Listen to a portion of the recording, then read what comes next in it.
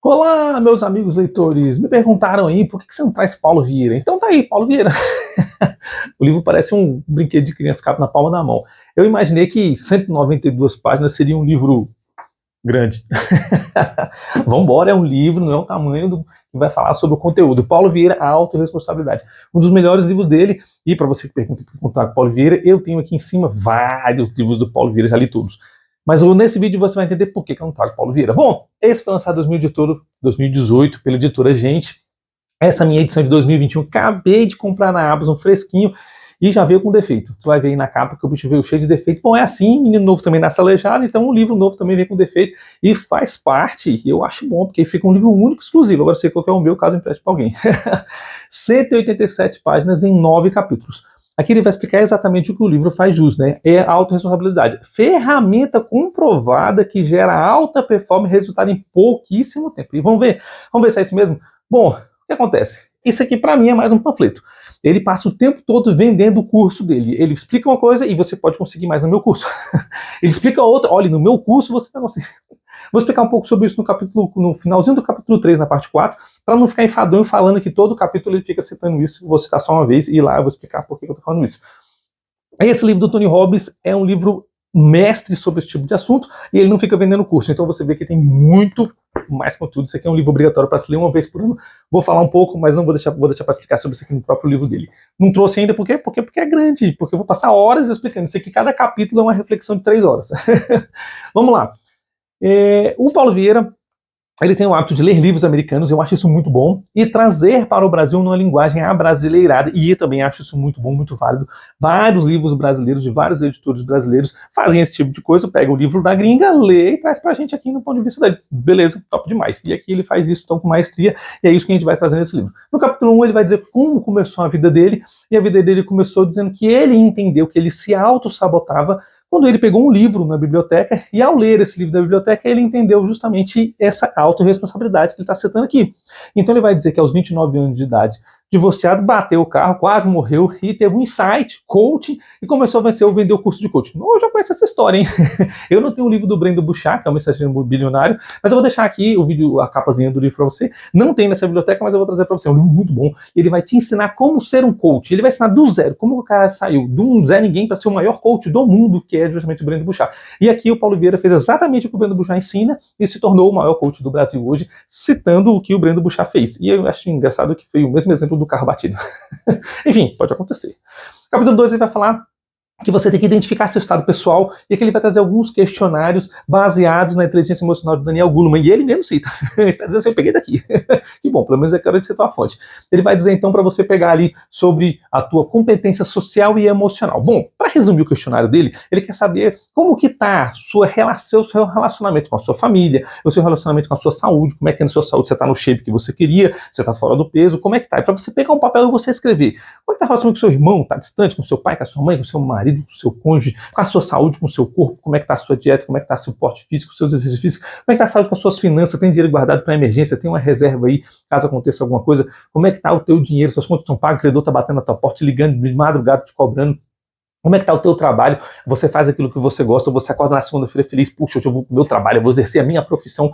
Como é que está essa relação da sua profissão? Essas 4 perguntas são importantes para você entender exatamente quem é você no teu estado social. No teu estado emocional, ele vai perguntar quem é você, e essa pergunta já é charada aqui, né? Todo coach pergunta quem é você. E aqui, no caso, é para você descrever suas virtudes, é para você descrever suas habilidades, é para você descrever aquilo que você vê no espelho quando você olha. Não é suas características físicas, mas as capacidades que você tem de fazer, essas virtudes que você consegue implementar na vida de outra pessoa. Isso é importante. E dentro disso, você demonstrar nesse papel as suas propriedades materiais. Eu vou entrar nesse tópico logo logo, vou fazer confusão aqui com vocês. O que você tem de materialismo implícita em quem você é, segundo o nosso amigo Paulo Vieira. Você precisa entender essa situação emocional e social para você entender aonde você precisa melhorar. Quando você coloca no papel, eu tenho uma dificuldade com meu pai ali, nunca perdoei e tá aqui. Quando você coloca isso no papel, você visualiza que você tem aquela dificuldade, essa dificuldade te impede de ser uma pessoa melhor, e você começa a ver soluções que como você pode melhorar. Eu tinha um relacionamento tóxico com meu pai, e simplesmente um livro, não foi do Paulo Vieira, foi um livro do americano, vamos ver que ele tirou de lá, e mudou a minha vida. Inclusive esse canal existe por causa desse livro. Eu simplesmente meditei sobre isso e falei, pô, não posso ser um adulto maduro e ficar com um relacionamento entre criança e infantil. Voltei e resolvi minhas dificuldades. E isso você pode fazer com toda a sua vida e confesso que mudou a minha vida, tá bom? É interessante você rever essas situações que você tem com familiares, com amigos, com dívidas, com imóveis, com sua vida tem que estar redondinha. E aqui nesse capítulo 2 é onde você vai identificar essas dificuldades que você tem. Capítulo 3 ele vai falar sobre o caminho universal do progresso da humanidade. Então ele vai citar aqui 4 tópicos dentro dessa imagem que eu vou deixar aqui para você também, que ele coloca aqui no livro, para você entender sobre alguns pontos de elevação social nessa montanha que você vai subir. O primeiro ponto, então, é a consciência. Essa consciência ele vai te dar 3 tipos de consciência, que é a consciência plena, a consciência relativa e a consciência disfuncional. Consciência é a capacidade que você tem de entender a realidade. Olha só que interessante, gostei muito desse ponto de vista do Paulo Vieira. Entender a realidade é entender o momento onde você está inserido dentro do mundo, dentro de quem você é e aquilo que o mundo produz de volta para você como resultado daquilo que você faz. Você tá no trânsito, o cara te fecha, tu fica pau, desce, quer meter porrada no bicho. Você pode pensar que de repente ele se distraiu? De repente ele está passando por um estresse emocional num relacionamento, uma filha, alguém doente, se a pessoa que o carro dele deu uma pane mecânica, você nunca para para pensar que o outro pode ter uma dificuldade mais importante ou maior do que a sua. Mas simplesmente você quer caçar briga e mostrar que você é o poderoso chefão e meter porrada no mundo. É interessante ter essa consciência plena de entender que algo adverso pode ter acontecido com o outro. Ele relata exatamente esse exemplo do carro aqui no livro. A consciência relativa, então, são aquelas pessoas que têm boa consciência para uma área, para outra ela não tem. O trânsito ela é exatamente controlada, ela é super tranquila, mas no trabalho ela estoura. No trabalho é exatamente controlada, extremamente poderoso, mas chega em casa, o filho quebra um copo e ele estoura. Então, assim, são pessoas que são relativos. Em algum ambiente estão perfeitos, em outros ambientes estão totalmente aquém. Então, ele vai falar para a gente buscar exatamente esse equilíbrio de entender que essa consciência plena a gente tem que ter em todos os ambientes, em todas as situações. E quando você não tem, óbvio, você pode explodir, às vezes uma gota d'água que transborda o copo, você pode entender a situação e mudar. A consciência disfuncional, então, é aquela pessoa que não tem consciência nenhuma, tá cagando pro potinho. A segunda parte desse capítulo 3 ele vai falar exatamente sobre a autorresponsabilidade, e essa autorresponsabilidade é simplesmente você entender quem é que comanda a sua vida. É você entender que tudo que acontece na sua vida é fruto e reflexo daquilo que você faz, age ou pensa, dentro do que nós concordamos no capítulo 2 de quem você é e onde você está inserido. Então, quando você entende que você mesmo comanda a sua vida, você entende que ninguém fica à toa, ninguém faz nada. Ah, porque meu marido gordo fica no sofá vendo futebol o dia inteiro. Isso não é não fazer nada, isso é simplesmente fazer algo inútil, algo não produtivo, e eu vou deixar esse pensamento no short para você. Mas é você entender que todos estamos fazendo algo. Muitas vezes esse algo que você está fazendo é improdutivo e simplesmente não vai te levar a lugar nenhum. Você passa horas no TikTok aí achando que é maravilhoso ficar girando feed. Bom, legal, meu vídeo está aparecendo na For You para você, então vai apaziguar ou pelo menos levar uma informação um pouco mais útil. Mas é assim que funciona. Você simplesmente não pode perder tempo demais com coisas inúteis. Esse é um momento de lazer no TikTok, no YouTube, beleza, parabéns, muito bom, muito bem-vindo. Mas também você precisa refletir sobre aquilo que você faz e o resultado daquilo que gera dentro da tua carreira profissional, dentro da tua vida. Se você não conquistar as coisas que você almeja, você está simplesmente estagnado no mesmo lugar. Costumo dizer que se não está prosperando, se não está melhorando, se não está crescendo, é porque alguma coisa está errada. E eu vou explicar exatamente isso no ponto 4.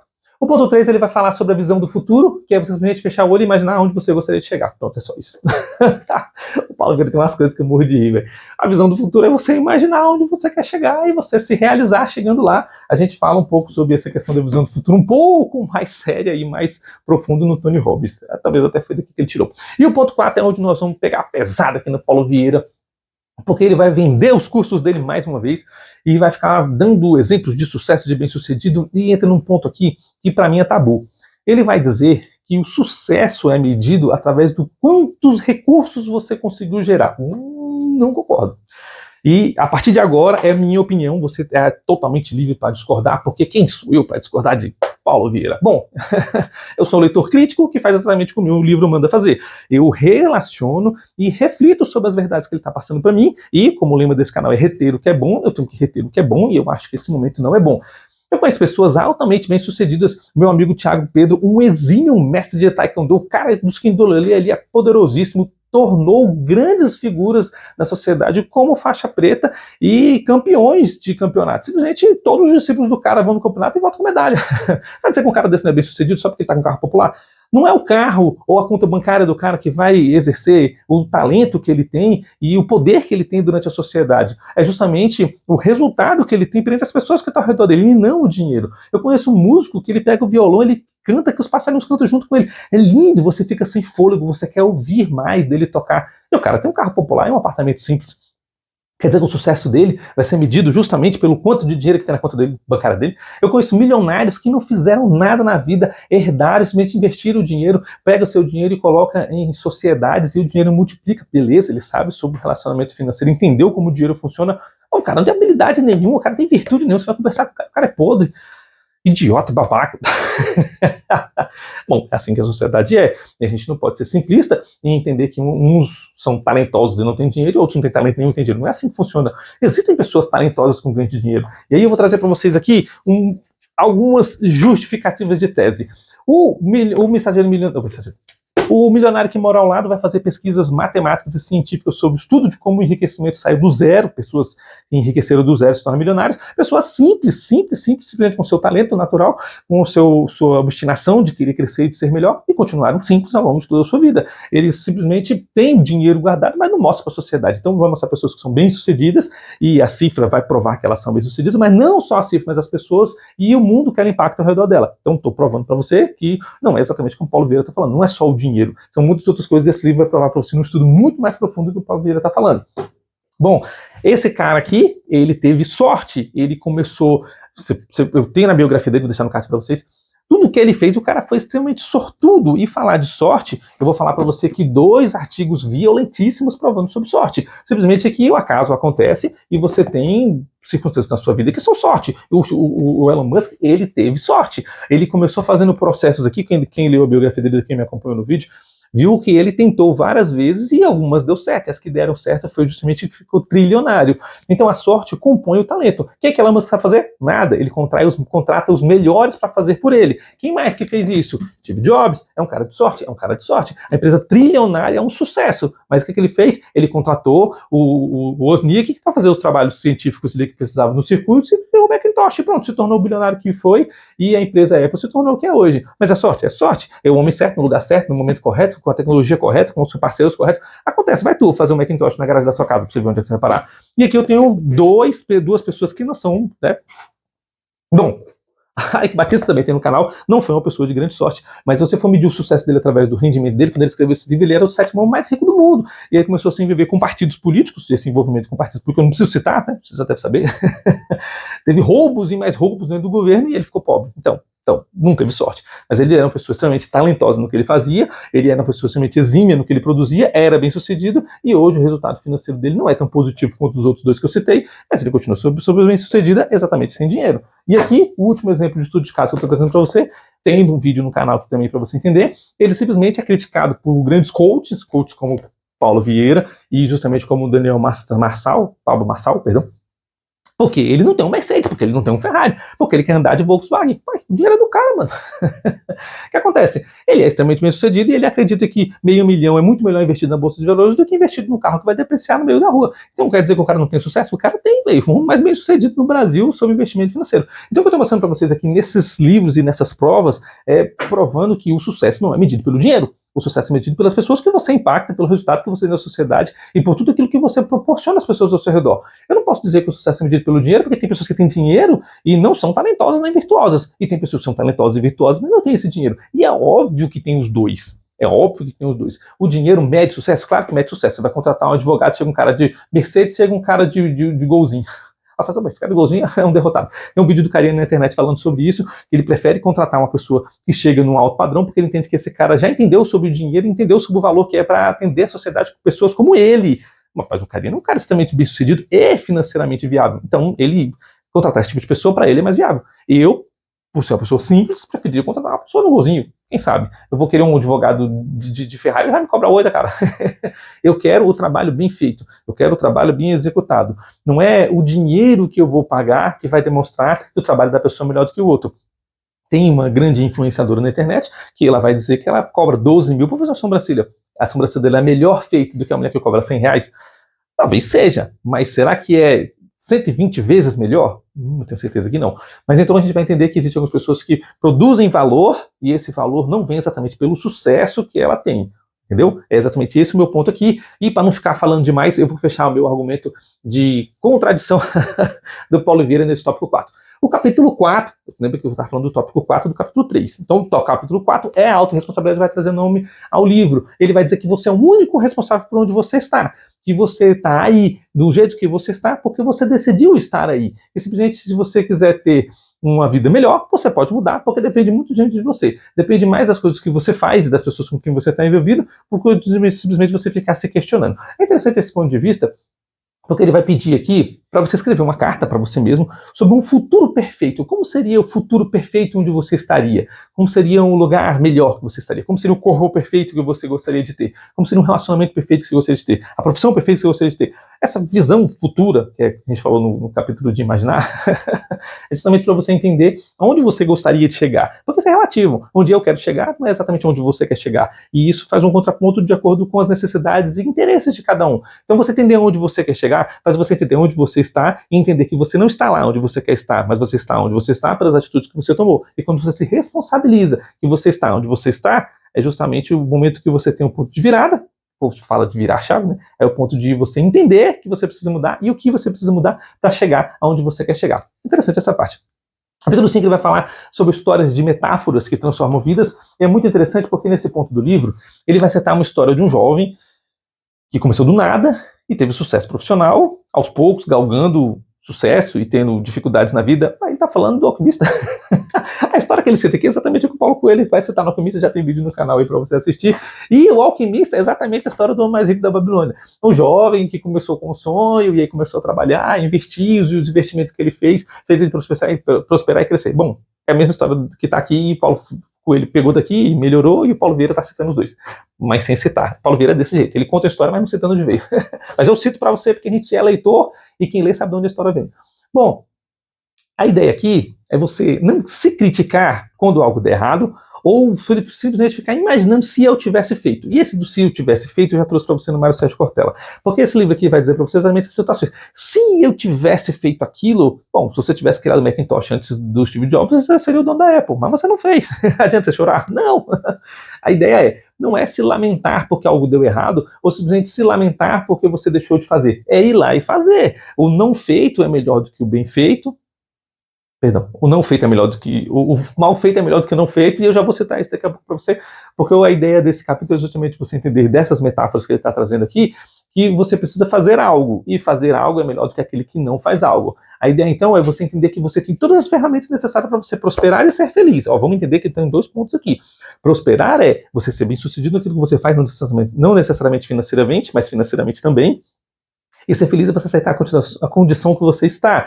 Se você está no final da tarde, você está na varanda da sua casa, vendo as crianças brincar no pôr do sol, foi o que eu fiz ontem, tomando uma xícara de café, todo mundo curtiu aí, muito obrigado. É justamente um momento de felicidade, você entender que onde você está fazendo o que está fazendo te felicita, e isso é que é importante. Então, você é extremamente responsável pelo que te faz feliz e pelo que te faz prosperar, porque prosperar depende das atitudes que você tem perante as pessoas com que você vai resolver. Lembra que trabalho é resolver o problema dos outros, e feliz é com a condição que você está. A ideia é você entender que sucesso é exatamente isso daí, e esse pensamento vai no short. A lei número 6, ele vai citar aqui alguns pensamentos do Dale Carnegie, do Laí Ribeiro e do Spencer Johnson. Por que eu estou citando esses 3 autores? Porque a lei número 6 é as leis que estão aqui no verso do livro. É a lei da responsabilidade. Então ele vai falar que o livro é autorresponsável, né? Você é autorresponsável pelas atitudes que você tem, e vai citar essas leis que você vê grudar em todos os lugares, e já vai explicar porque você vê essa lei grudar em todos os lugares. Onde você vai, tem a lei do Paulo Vieira grudada. E essas leis não são leis novas, são leis que já tem em outros livros dos autores que eu acabei de citar para você, do Dale Carnegie, do Laí Ribeiro e do Spencer Johnson. Eles têm essas leis. Por quê? Porque o Spencer Johnson é americano e os conhecimentos geralmente vêm de lá, assim como ele pegou de lá. O Dale Carnegie também, o Laí Ribeiro faz as coisas que o Paulo Vieira está fazendo. Lê o livro dos Estados Unidos e sai para cá. Bom demais. A primeira lei, então, ele vai falar aqui para você calar-se em vez de você criticar o outro. A ideia é você parar de criticar os outros e ser útil. Fica falando mal do vizinho. Vai lá no vizinho e ajuda, veja que pode ser útil. A lei número 2, ele vai dizer para você dar sugestão em vez de você ficar reclamando. Então, no caso, reclamar é chamar para si. Eu já falei isso para vocês em vários livros do Laí Ribeiro aqui. E reclamar é clamar para você novamente, e você não quer ficar chamando coisas ruins, então para de reclamar. A lei número 3 é buscar solução em vez de buscar culpados, né? Em vez de ficar buscando problemas. E a ideia dele aqui é você rever aquilo que está errado, porque os erros são os que fazem você crescer e você se tornar uma pessoa melhor. Então os erros são os que fazem você aprender. Então você, ao invés de ficar procurando culpado pelos erros, você assumir a culpa dos erros que estão acontecendo e mudar para não errar novamente. Afinal de contas, tem tanta coisa para errar, vai errar mesmo erro. A 4ª lei é fazer-se de vencedor em vez de vitimar-se, porque na verdade você faz-se de vítima para chamar atenção. Ah, coitadinho de mim, você quer chamar atenção. Mas se você quer chamar atenção, seja bem sucedido. Muito melhor chegar de Ferrari. Aí, ó, o Ferrari é bem sucedido, tá vendo? A lei número 5, aprender com os erros em vez de justificá-los, é justamente o que a gente estava citando. Para você aprender a andar, você deve cair, levantou, cair, levantar, levantar. Assim você aprender a andar, aprender a correr, aprender a andar mais rápido, porque os erros fazem parte do processo de aprendizado. Então você tem para ficar justificando seus erros. Errou, bota a bola e continua. O importante é você simplesmente corrigir e continuar, e não ficar se lamentando pelos erros, né? Igual a gente falou agora há pouco do se eu tivesse.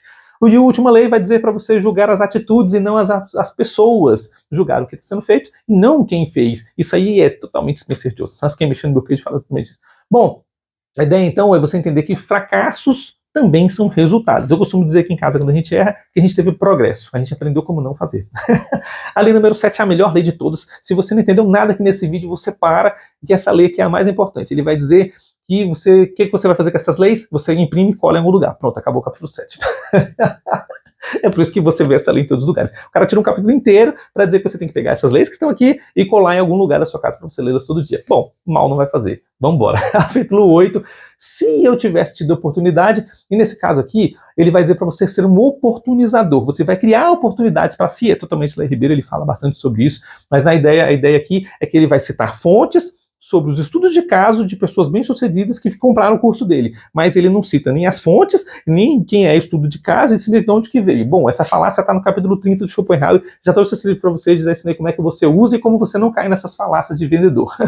Ah, porque estudos indicam, os estudos afirmam, estudos de caso que está assim, cadê o artigo científico, Paulo Vieira? Eu quero ler o artigo científico que você leu para dizer isso.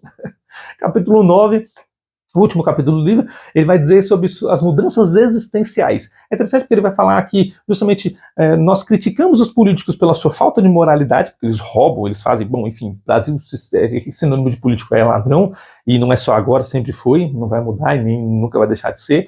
Mas ele vai dizer que o brasileiro é 220, bom, essa palavra é minha, 220 milhões de habitantes passando a perna de 220 milhões de habitantes. Ele vai dizer que os brasileiros são pequenos delituosos que tendem a passar a perna nos outros e vão criticar os políticos que passam a perna em milhões. Quem passa a perna em 5 contos, passa a perna em 5 milhões. Então ele vai dizer o quê? Que se você quer criticar os políticos pela sua falta de caráter de moral, então que você tenha uma moralidade sua para você simplesmente não ser atingido pela moralidade dos outros. Você acha 10 contos na rua, opa, ganhei.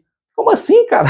Eu vi um vídeo esse dia que eu morri de rir. O cara disse que achou 100 conto no mercado, ficou feliz. Por Deus, me deu aqui o dinheiro que eu tava precisando. No corredor seguinte, ele disse que encontra um menino chorando. O que aconteceu? Não, eu perdi 100 conto, era o dinheiro para comprar o pão. O cara foi muito caridoso, ele foi lá e deu 20 conto pro moleque comprar o pão. Já que Deus tinha mandado 100 pra ele, deu 20 pro moleque. Isso é Brasil. No finalzinho do livro, depois do capítulo 9, ele vai mandar uma mensagem final. A mensagem final nada mais é do que você escrever um termo de compromisso com as mudanças que você aprendeu aqui nesse livro, sem comprar o curso, claro. O termo de compromisso é o que é quem eu sou, o que é que eu aprendi, o que é que eu posso mudar, o que é que eu posso me tornar uma pessoa melhor. Essa parte de escrever é importante, você vai ver isso em vários outros livros, não é porque o livro traz espaços aqui para que você possa preencher, né? Espaços em branco para você possa escrever. Não é só isso. É justamente para você entender que quando você coloca as suas ideias, os seus pensamentos no papel, o teu cérebro processa de uma forma diferente. Receber a informação é o seu cérebro receber. Mas quando você vai tirar, você vai processar como você entendeu. Ela nunca sai do jeito que ela entrou. Ela sai da maneira como você entendeu. E tirar suas ideias e colocar no papel é importante. Nem que depois você queime e rasgue. Mas o importante é justamente você entender que esse termo de compromisso, essa carta que está escrevendo para você, é você mostrando aquilo que você quer mudar e se tornar a pessoa que você quer ser dentro do que você aprendeu aqui. Se você chegou até esse ponto do vídeo e não fez nada do que eu estou falando, reveja o vídeo no outro momento, já com um papel em mão, e capítulo por capítulo você pode escrever. Capítulo 1, e você vai fazendo as anotações. Porque aqui no livro é mais ou menos assim a ideia, e eu deixei no final para você ver o vídeo 2 vezes. Claro, é Schopenhauer na veia. Meus leitores, muito obrigado por mais essa leitura. Tá explicado aí, você entendeu agora por que eu não trago tantos livros do Paulo Vieira, mas se você gostou do Paulo Vieira e gostou do vídeo que eu trouxe para você, me fala aqui nos comentários que eu trago muito mais para você. Eu vou entender que você gostou dando joinha e escrevendo aqui, olha, traz o livro do Paulo Vieira tal, eu trago de tudo. Eu sou um leitor que lê de tudo. E retenho o que é bom, afinal de contas é o lema do nosso canal. Muito obrigado por mais essa leitura, fica com Deus e até o próximo livro do Paulo Vieira.